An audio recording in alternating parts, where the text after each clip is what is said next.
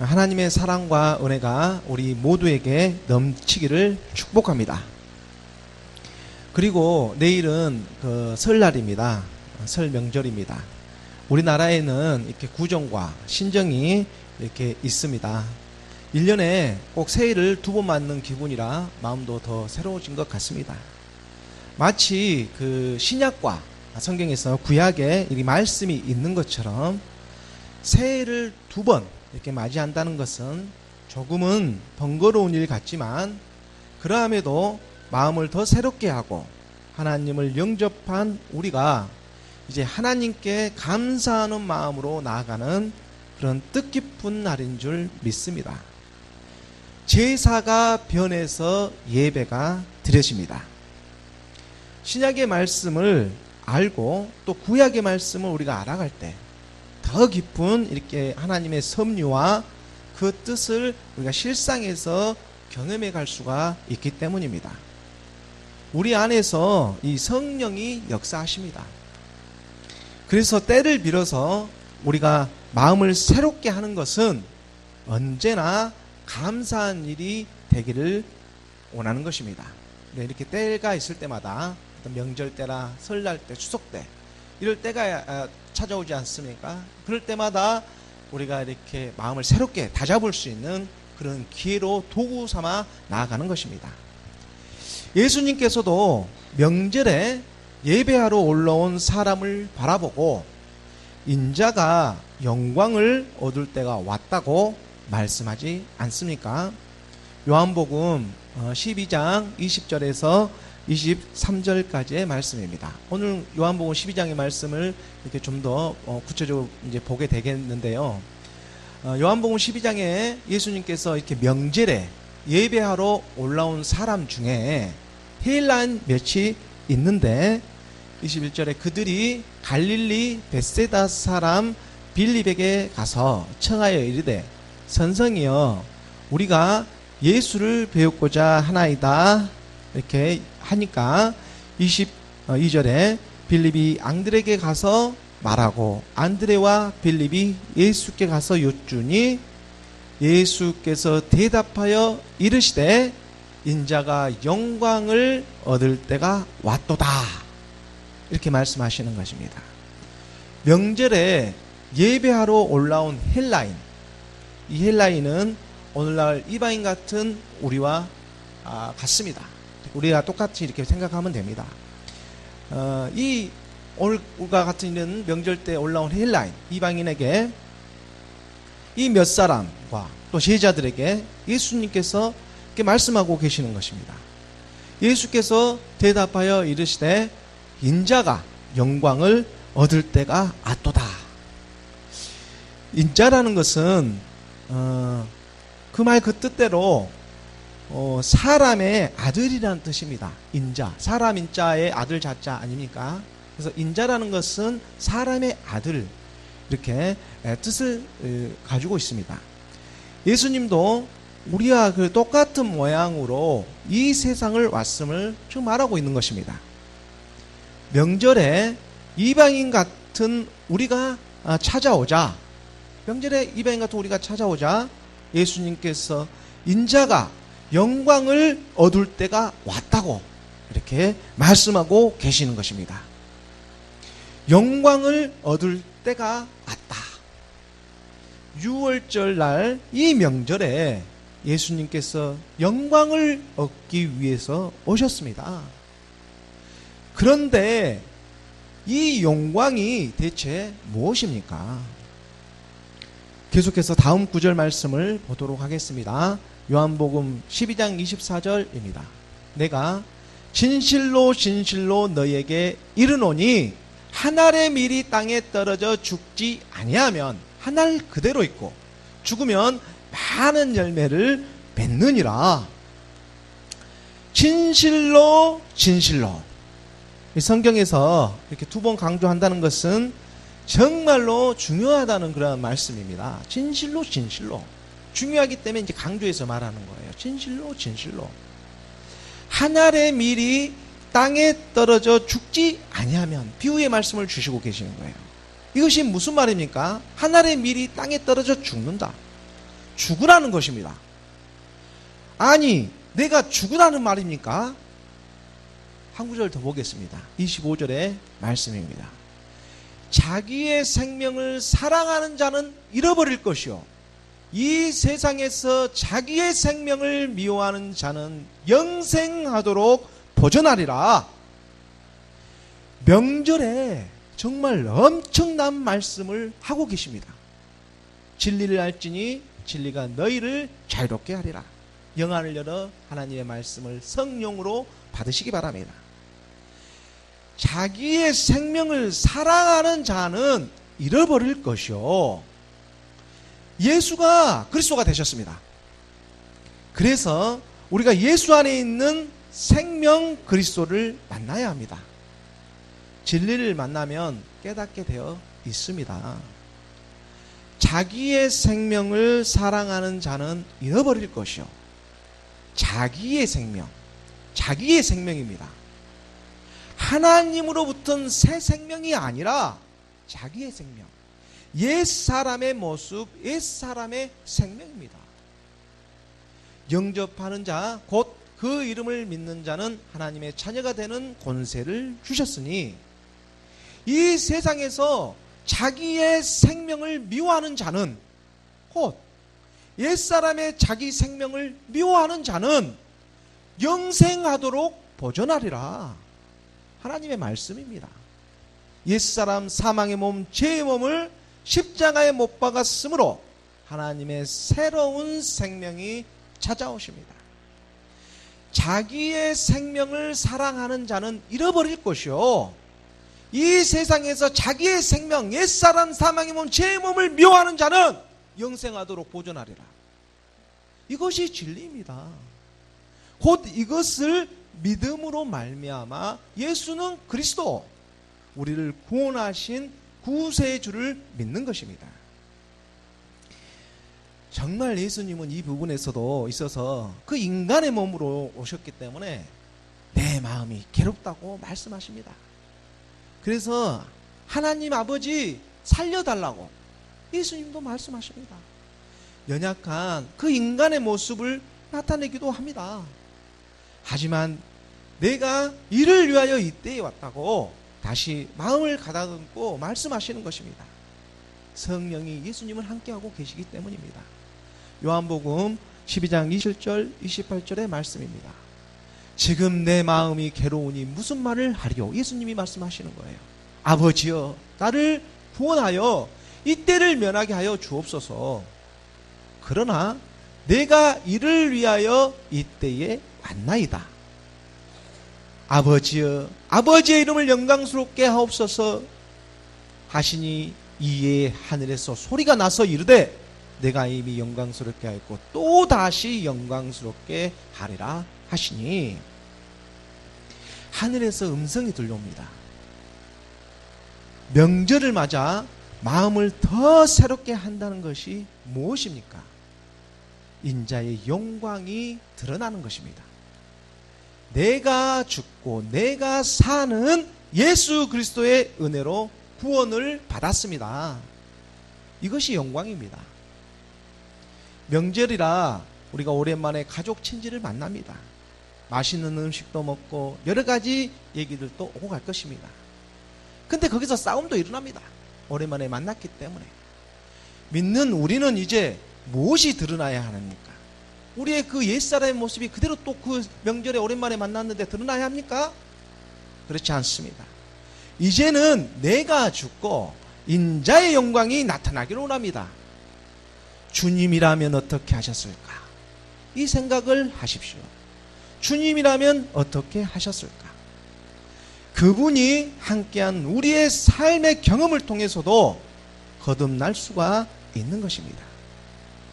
우리의 옛사람이 벗어지고 새 사람의 새 옷을 입었습니다. 요한복음 12장 31절에서 36절까지의 말씀입니다. 이제 이 세상에 대한 심판이 이르렀으니 이 세상의 임금이 쫓겨나리라. 내가 땅에서 들리면 모든 사람을 내게도 이끌겠노라 하시니, 이렇게 말씀하시면 자기가 어떠한 죽음으로 죽을 것을 보이심이러라. 이에 무리가 대답하되 우리는 율법에서 그리스도가 영원히 계신다함을 들었거늘 너는 어찌하여 인자가 들려야 하리라 하느냐? 이 인자는 누구냐? 한 알의 밀이 땅에 떨어져 죽으면 많은 열매를 맺습니다. 믿으시기 바랍니다. 말씀이 역사하십니다. 그런데 34절에 보면 율법에서는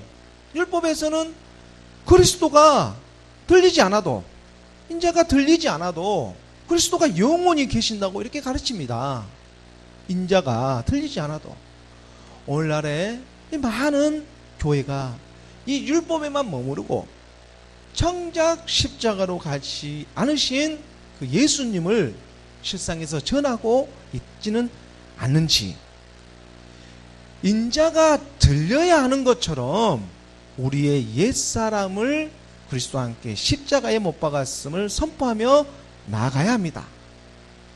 민수기에 보면 모세가 광야에서 뱀을 든 것처럼 이렇게 말씀하지 않습니까? 모세가 광야에서 그 녹뱀을 만들어서 뱀을 든 것처럼 그걸 바라보면 다 나음을 얻지 않았습니까?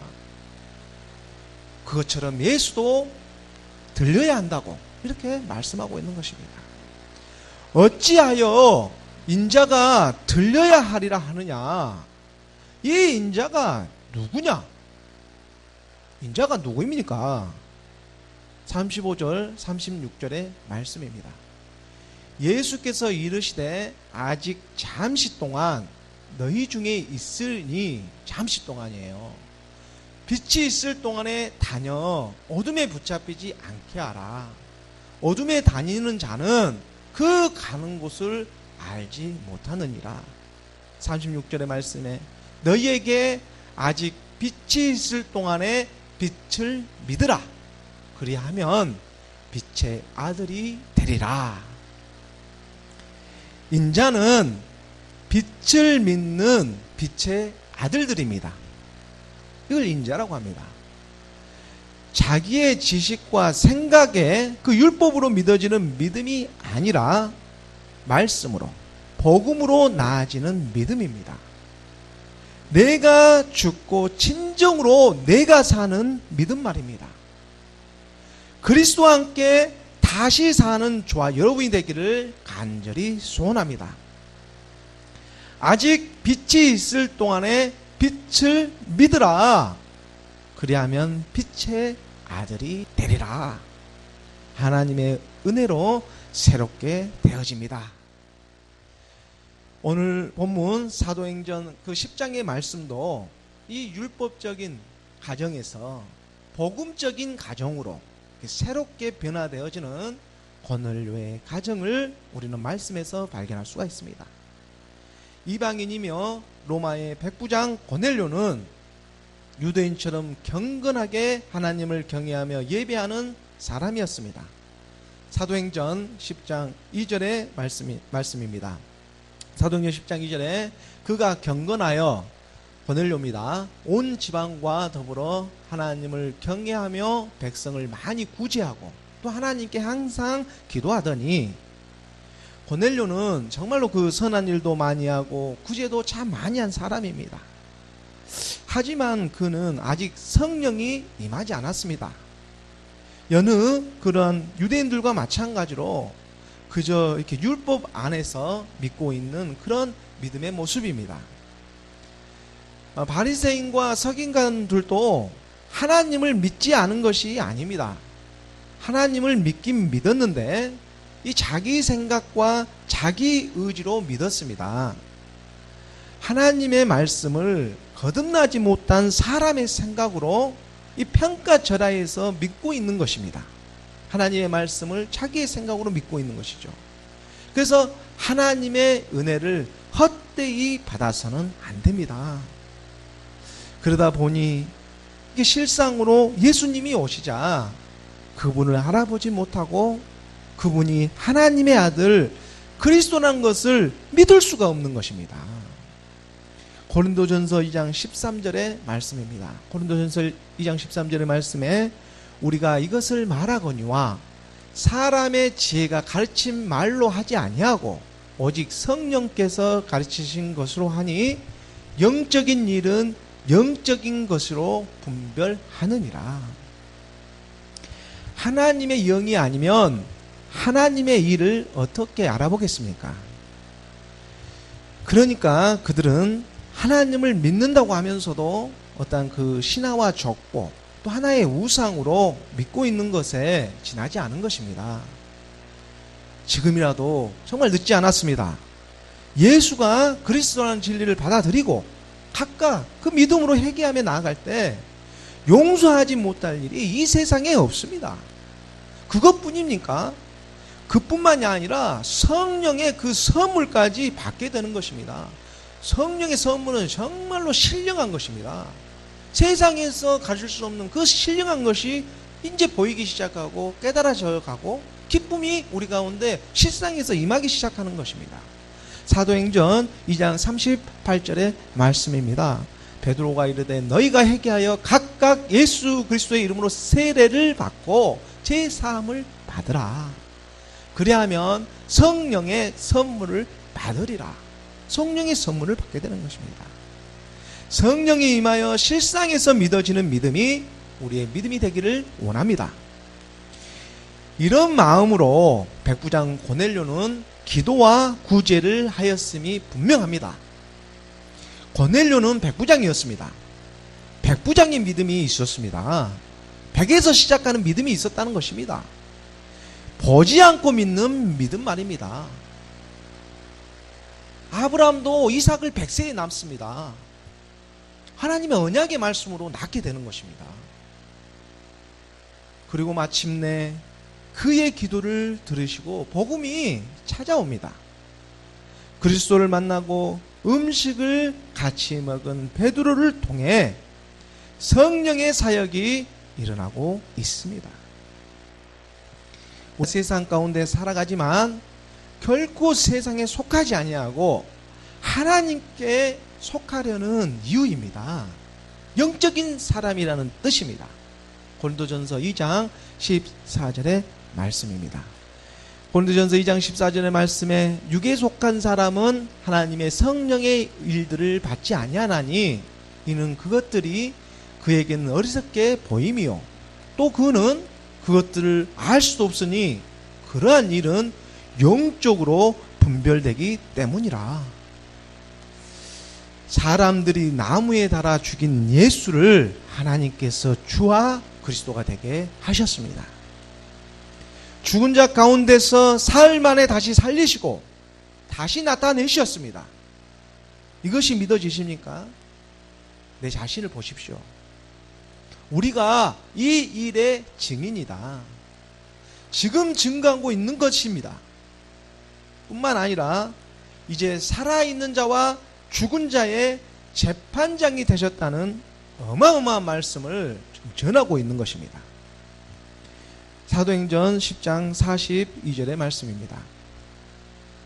42절의 말씀에 우리가 명하사 백성에게 전도하되 하나님이 살아있는 자와 죽은 자의 재판장으로 정하신 자가 곧 이 사람인 것을 증언하게 하셨고 살아있는 자와 죽은 자의 재판장이 되셨어요.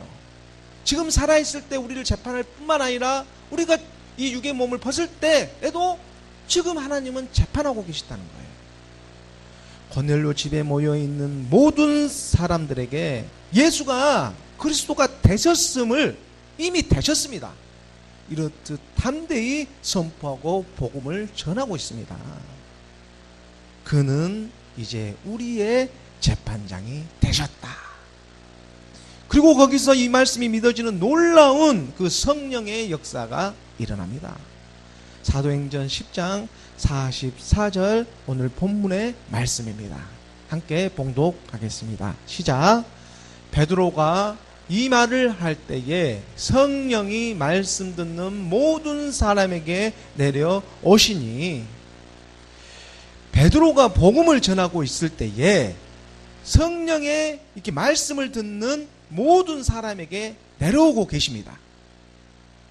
예수는 그리스도, 이 복음을 전하고 있는데 오순절 그 마가의 다락방에 성령이 임하였던 것처럼 고넬료 가정에도 성령이 임하고 있습니다.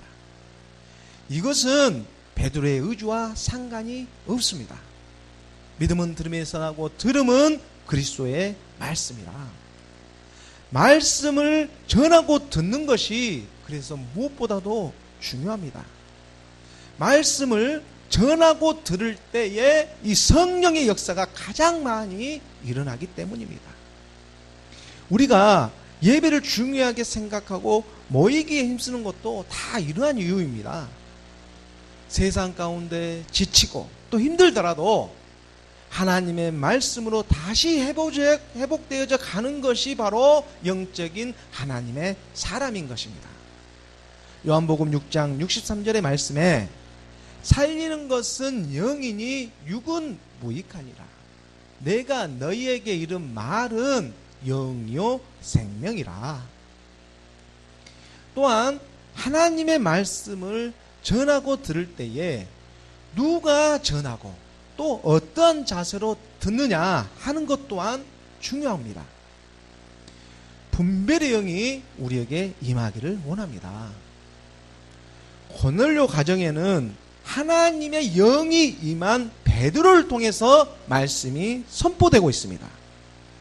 그러므로 베드로는 신화와 족보와 이러한 어떠한 철학이 아닌, 사람의 지혜가 아닌 순수한 복음을 전하고 있는 것입니다. 거듭난 사람이 아니면 그 하나님의 지혜로 순수한 복음을 전할 수가 없습니다. 거듭난 사람이 말씀을 또 전해야 하는 것입니다. 이러한 베드로가 전하는 말씀을 또한 듣는 사람은 사람의 말로 받지 아니하고 모여있는 모든 사람들이 이 하나님의 말씀으로 듣고 믿음의 계시의 말씀으로 받는 것입니다. 데살로니가 전서 2장 13절의 말씀입니다. 데살로니가 전서 2장 13절의 말씀에 이러므로 우리가 하나님께 끊임없이 감사함은 너희가 우리에게 들은 바 하나님의 말씀을 받을 때에 사람의 말로 받지 아니하고 하나님의 말씀으로 받음이니 진실로 그러하도다. 이 말씀이 또한 너희 믿는 자 가운데서 역사하느니라. 말씀은 믿는 자 안에서 역사하십니다. 믿지 않는 자에서는 역사하지 않아요. 믿는 자 안에서 역사하시는 게 하나님의 말씀입니다.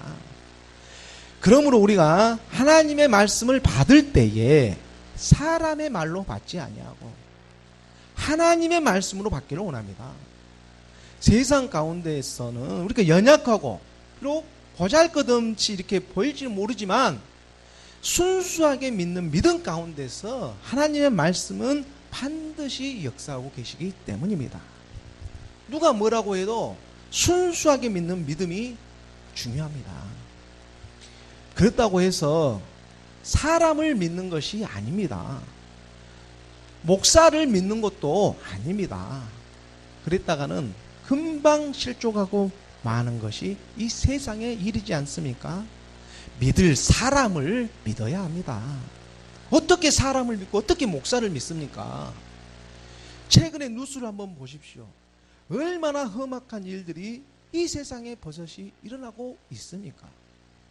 믿는다고 하는 사람이든 믿지 않는다고 하는 사람이든 세상은 대체 어디로 흘러가고 있는지, 그 사람으로서는 범할 수 없는 끔찍한 일들이 여기저기서 일어나고 있지 않습니까? 그것도 목사라는 사람이 자기 친자녀를 죽이고 유기까지 하는 일들이 버젓이 일어나고 있다는 것입니다.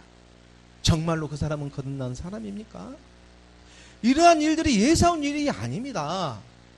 마지막 때가 되어서 거짓 선지자가 나타나 믿는 자들도 할 수만 있으면 미혹하리라 하신 말씀이 그대로 성취되어져 가고 우리는 그걸 지금 뉴스로 듣고 있는 것입니다. 말씀이 실상으로 함께 가고 있어요. 그래서 사람은 믿음의 대상이 아니라 사랑해야 하는 대상이라고 말하고 있는 것입니까? 믿을 사람을 믿어야 합니다. 거듭나야 합니다. 우리의 믿음의 대상은 한 분 그리스도, 바로 그분이 바로 예수는 그리스도가 우리의 믿음의 대상이요 지도자는 바로 그분 한 분 그리스도인 줄 믿으시기 바랍니다. 마태복음 23장 10절의 말씀입니다. 마태복음 23장 10절의 말씀에 또한 지도자라 칭함을 받지 말라. 너희의 지도자는 한 분이시니 곧 그리스도시니라. 복음을 전하는 사람은 신분군에 지나지 않습니다. 택배 기사와 같은 것입니다. 정확하게 제 위치에 그대로 물건을 전하면 되는 것입니다.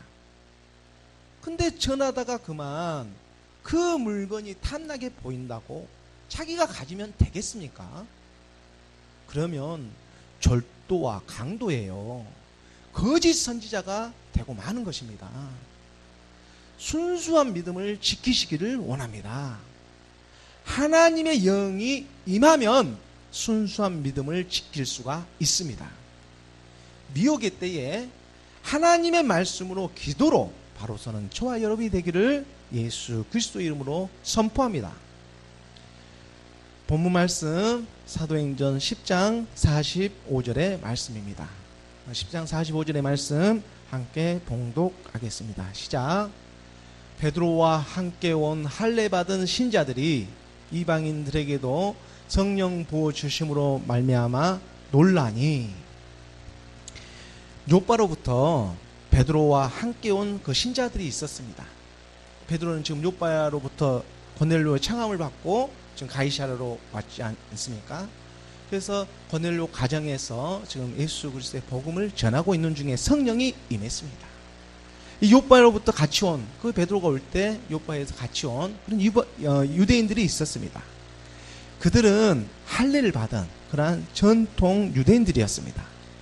그래서 본문에서 할례 받은 신자들이라고 이렇게 할례 받은 신자들이라고 강조하지 않습니까?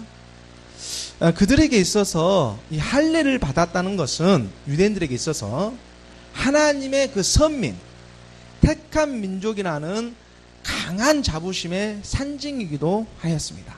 이 택한 민족이라는 강한 그런 자부심의 상징이기도 하였습니다. 창세기 17장 10절의 말씀에 보면 너희 중에 남자는 다 할례를 받으라. 이것이 나와 너희와 너희 후손 사이에 지킬 내 언약이니라. 아직 그 선민 사상이 남아있던 베드로와 또 그들에게 있어서 할례라는 것은 아브라함 때부터 지금까지 하나님과 맺었던 언약이며 그 하나님의 말씀을 믿음으로 행했던 믿음의 표시이고 이 할례가 또 그들만의 고유한 그러한 상징 같은 것이었습니다. 할례라는 것이. 그러니까 이러한 그들에게 있어서 이방인에게도 성령을 부어주신다는 것은 좀처럼 이게 이해가 되지 않는 것이죠. 그래서 지금 고넬료 가정에 성령이 임한 것은 정말로 이들에게 있어서는 획기적인 일이고 놀라운 일이 아닐 수 없는 것입니다. 지금 이방인 같은 이 가정에 성령이 하나님의 영이 지금 임하고 있는 그런 놀라운 장면을 지금 목격하고 있으니까 다 뒤로 넘어지고 있는 상황인 것입니다. 자기들만 그렇게 받을 줄 알았는데 이게 아니었던 거예요. 그래서 하나님이 아브라함과 맺었던 할례의 언약이 이제 예수 그리스도로 말미암아 우리 주님으로 말미암아서 유대를 넘어 이방인까지 미치고 있는 것입니다. 때가 차면 하나님의 때가 차니까 2000년 전에 우리 주님이 오셨던 것처럼 모든 사람에게 구원의 기회를 주시고 계시는 그 하나님의 계획이 지금 나타나고 있는 것입니다. 우리 하나님의 계획을 경륜이라고 합니다. 하나님의 큰 계획을 경륜, 하나님의 경륜이 나타나고 있는 것입니다. 그러므로 이방인 고넬료 가정에 성령을 부어주신다는 것은 오늘 말씀을 듣고 있는 우리에게도 엄청난 축복이 임하고 있는 그 시발점이 되고 있는 것입니다. 이 성령을 예사로이 생각하면 안 됩니다. 이제 예수 그리스도를 믿음으로 말미암아 우리의 이 육적인 몸을 벗어버리고 그와 함께 다시 살아나는 것입니다. 정말 놀라운 하나님의 섭리이지 않습니까? 이게 믿음으로 가능해지는 일입니다. 그리스도의 할례, 세례를 받게 되는 이 믿음으로 이끌어 가십니다. 이걸 제가 가고 싶어서 가는 게 아니라 말씀이 이끌어가고 믿어져 버리는 끝나는 역사예요. 예수가 그리스도가 되신 역사입니다. 그 믿음이 믿어지는 역사가 이제 말씀이 우리를 끌고 가시는 거예요. 골로새서 2장 11절 12절의 말씀입니다.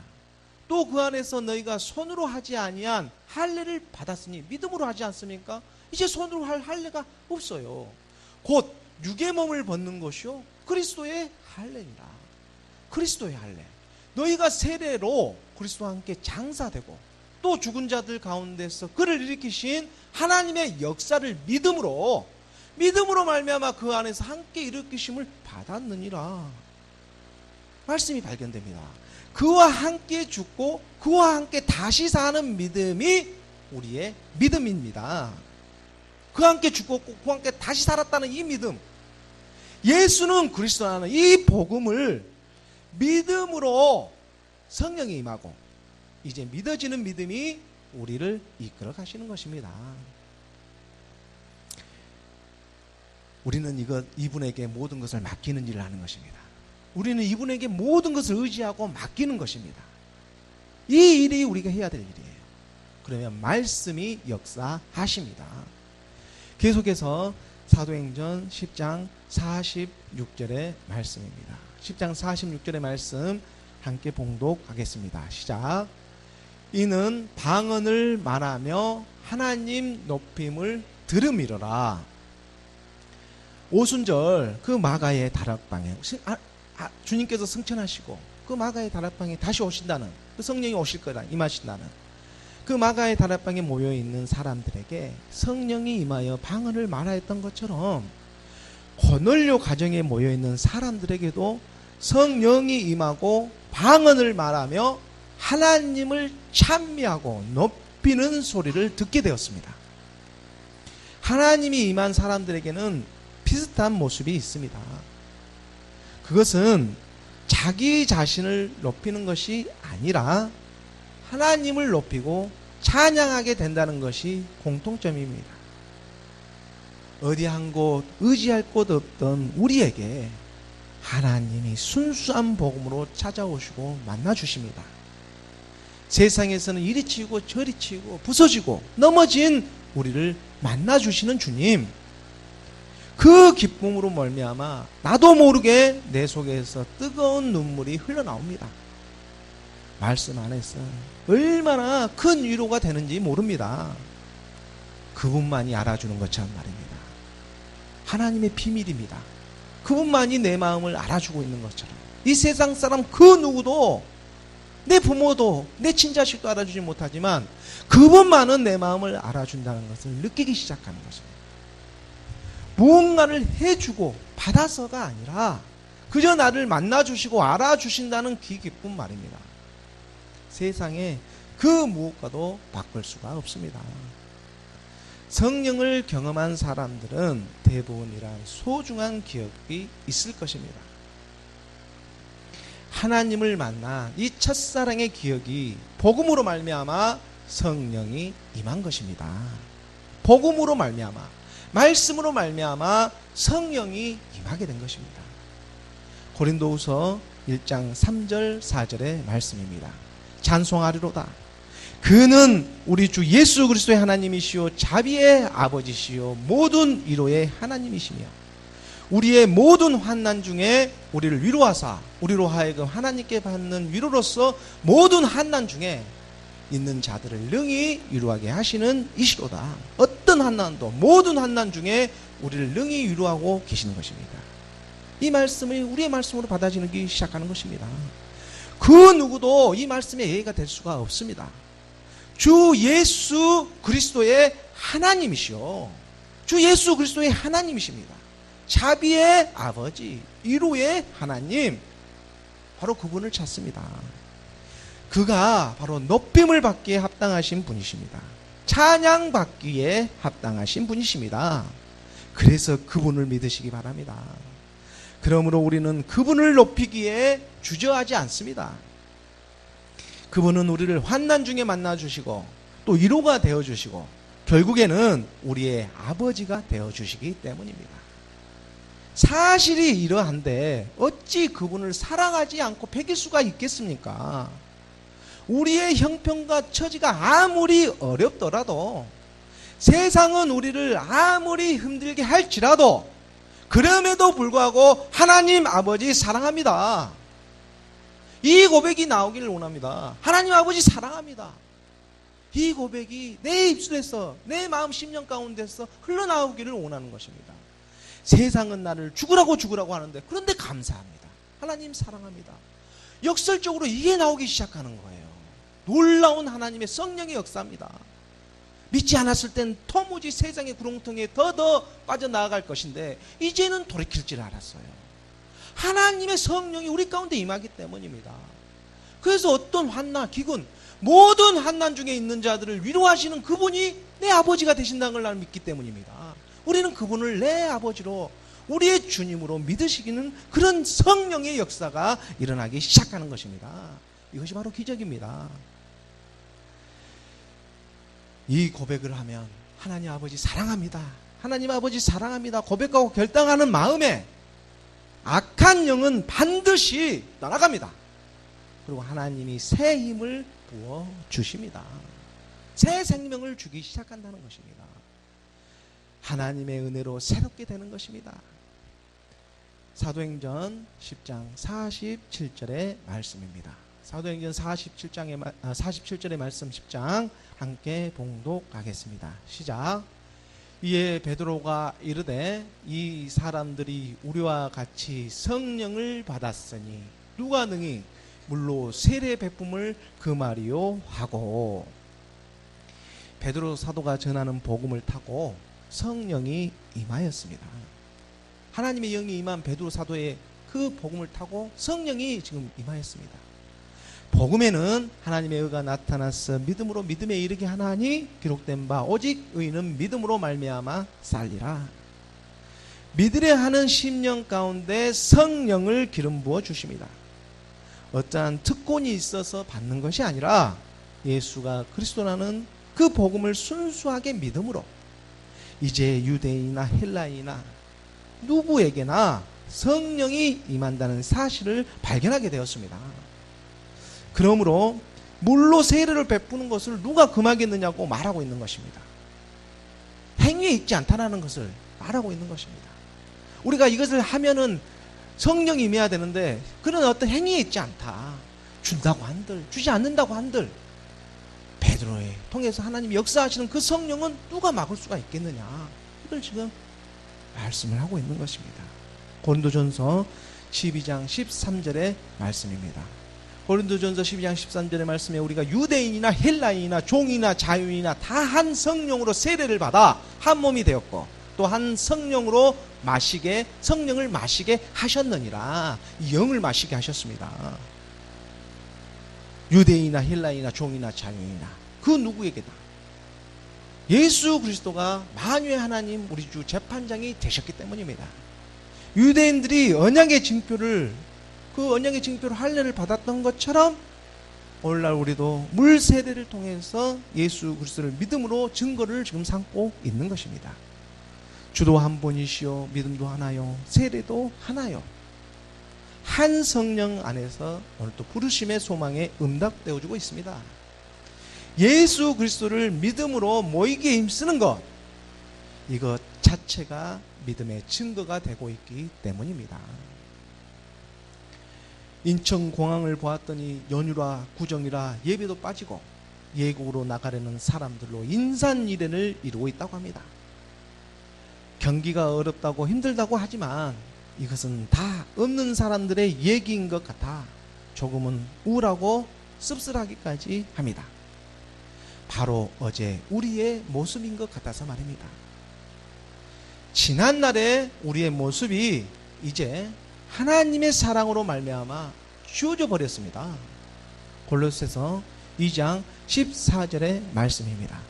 골로새서 2장 14절의 말씀에 우리를 거스리고 불리하게 하는 법조문으로 쓴 증서를 지우시고 제하여 버리사 십자가에 못 박으시고, 우리의 옛사람이 그리스도와 함께 십자가에 못 박아졌습니다. 우리의 옛 모습이 그리스도와 함께 십자가에 못 박아졌습니다. 이것을 믿으시기 바랍니다. 우리의 우선순위가 어디에 있는지 하나님께서 잘 알고 계십니다. 죽은 자와 산 자에, 재판장이 되시는 예수 그리스도께서 성령을 보내시고 우리의 믿음의 분량대로 우리의 길을 인도하고 예비하고 계시는 것입니다. 세상과 비교할 수 없는 기쁨이 우리를 기다리고 있습니다. 오늘 마지막 사도행전 10장 48절의 말씀입니다. 10장 48절의 말씀을 함께 봉독하겠습니다. 시작. 명하여 예수 그리스도의 이름으로 세례를 베풀라 하니라. 그들이 베드로에게 며칠 더 머무기를 청하니라. 이제 우리의 기쁨은 더 이상 그러한 헛된 것에 있지 않습니다. 복음으로 새롭게 되는 것입니다. 순수한 복음, 예수는 그리스도. 지금은 연약하고 많은 것이 부족하지만 반드시 말씀이 승리케 하신 줄 믿습니다. 아버지께로 나아가는 그런 여정입니다. 금방입니다. 금방 시간이 지나가고 벌써 내가 이렇게 됐네. 그때가 바로 옵니다. 그 안에서 발견되어지는 여정입니다. 예수 그리스도의 이름으로 세례를 베풀라. 이제 하나님의 영이 우리에게 임하십니다. 기도하겠습니다. 할렐루야.